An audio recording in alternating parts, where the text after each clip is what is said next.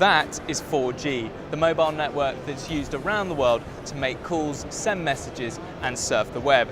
Now there are plans for 4G to be replaced by, you guessed it, 5G, a new faster network that has the potential to transform the internet.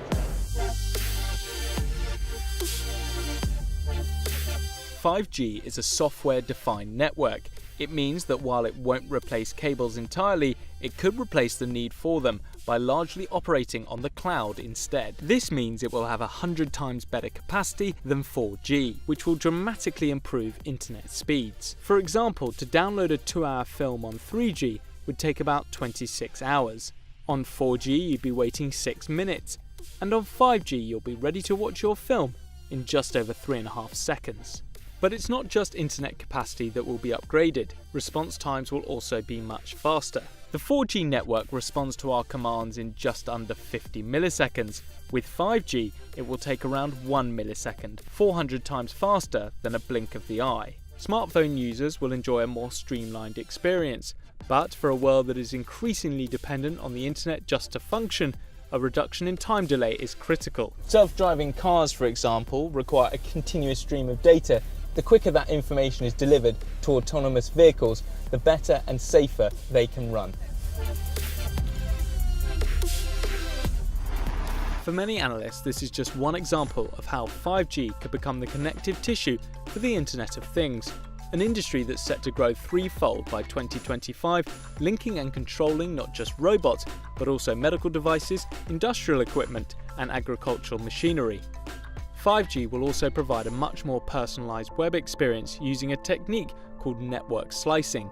It's a way of creating separate wireless networks on the cloud, allowing users to create their own bespoke network. For instance, an online gamer needs faster response times and greater data capacity than a user that just wants to check their social media. Being able to personalise the internet will also benefit businesses. At big events like Mobile World Congress, for example, there is a mass influx of people in one particular area using data-heavy applications. But with 5G, organisers could pay for an increased slice of the network, boosting its internet capacity and thus improving its visitors' online experience. So when can we start using 5G? Well, not yet. And according to some analysts, not until 2020. 5G was created years ago and has been talked up ever since. Yet it's estimated that even by 2025, the network will still lag behind both 4G and 3G in terms of global mobile connections. Its mainstream existence faces multiple hurdles. The most significant of these, of course, is cost. According to some experts, 5G could cause network operators to tear up their current business models for it to make business sense. In the UK, for example, 3G and 4G networks were relatively cheap to set up because they were able to roll out on existing frequencies on the country's radio spectrum. For 5G to work properly, however, it needs a frequency with much bigger bandwidth, which would require brand new infrastructure. Some analysts believe that the extensive building and running costs will force operators to share the use and management of the mobile network. This has been less of an obstacle for countries like China, who are taking a more coherent approach.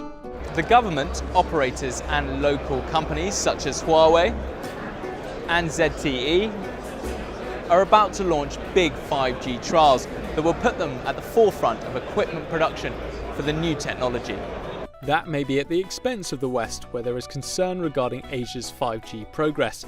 A leaked memo from the National Security Council to the White House called for a nationalised 5G network to keep the US ahead of their global competitors.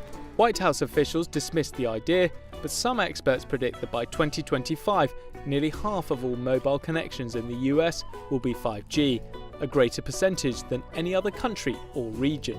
It's still likely, however, that much of the West will have a more gradual approach to 5G, driven by competition but with a patchy style of development. For example, AT&T pledged to start rolling out 5G later this year, but in just a handful of cities.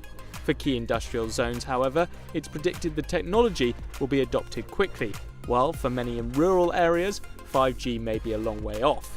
But when 5G does establish itself and fulfill its supposed potential, it could even change how we get the internet at home and at work, with the wireless network replacing the current system of phone lines and cables. It may not happen overnight, but 5G is coming. Hi guys, thank you for watching. If you'd like to see more of our tech videos, then check out these. Otherwise, comment below the video for any future explainers you'd like us to make. And remember, don't forget to subscribe. Thanks for watching.